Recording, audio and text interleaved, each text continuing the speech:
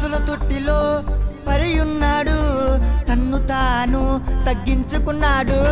పశుల తొట్టిలో పరియున్నాడు, తన్ను తాను తగ్గించుకున్నాడు.